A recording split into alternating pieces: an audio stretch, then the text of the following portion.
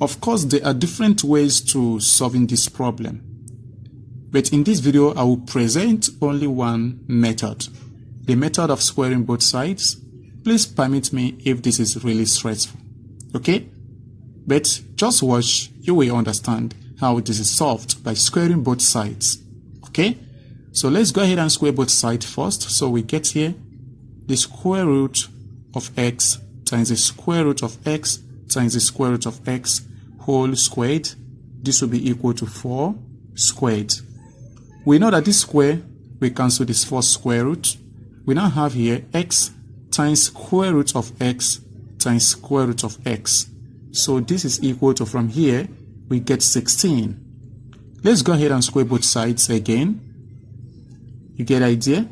So here this x will be squared, right? So that will give us x squared.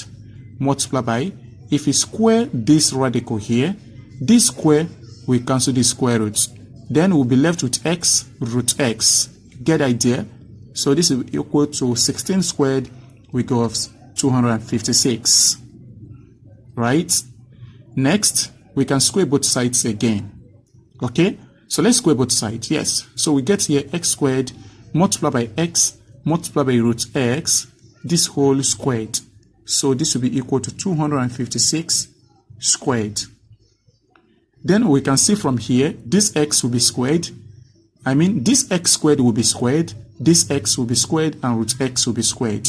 So we get here x squared squared multiplied by x squared multiplied by root x squared. So this will be equal to 256 to the power of 2. And from here, this is x to the power of 4, right? Multiply by x to the power of 2, multiply by, this will cancel square root, we get x. This is equal to 256. Pardon me, I forgot to write it as 2 to the power of 8. And we have squared here, right? Okay, so from here we can add the powers since we have products and we have the same basis. 4 plus 2 plus 1 is 7. We get x to the power of 7. So this will be equal to 2 raised to the power of 16. Right? Because 8 times 2 is 16. What do we do next? We can take the 7th root on both sides.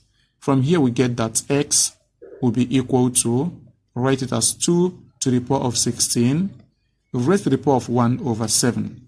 How did I get 1 over 7? Take a look from this place. If you raise both sides to the power of the reciprocal of x, which is 7, it will be 1 over 7, right? So you will find out that this 7 will cancel this 7, and we're left with x. So from here we get x will be equal to 2 raised to the power of 16 times 1 over 7, we give us 16 over 7, right? Okay, so from here we know that 128 is actually 2 to the power of 7, right? But can we obtain this here? Of course, we know that this can further be simplified, right? This is the right answer here, but we can further simplify this, if I'm not mistaken. Look at this. We have to rewrite this as 2 raised to the power of 16 raised to the power of 1 over 7. Then this will be equal to, we know this is 2 to the power of 7 multiplied by 2 to the power of 9. Then raised to the power of 1 over 7. Because 7 plus 9 will give us 16. And from here now we can take the 7th root, right? So if you take the 7th root from here, the 7th root of 2 to the power of 7, 7 will cancel 7, we get 2, right? Multiply by this one will be 2 to the power of 9 over 7, right? For this one here, we can still further simplify it. So we know that this is 2 times 2 to the power of 9 will be 2 to the power of 7 multiplied by 2 to the power of 2, then raised to the power of 1 over 7. 7 plus 2 is 9. Take the 7th root of both sides. Again, we get 2 times the 7th root of 2 to the power of 7 will give us 2, multiply by the 7th root of 2 to the power of 2 will give us 2 to the power of 2 over 7. You see now, it is simplified. So this will be equal to 2 times 2, which is 4, multiplied by the 7th root of 2 to the power of 2, which is 4. So we get our answer 4 times the 7th root of 4. So this is the well simplified solution. And for this part here, this is also a solution, right? This right over here. Thank you for watching. Please kindly subscribe to my channel Also like, comment and share.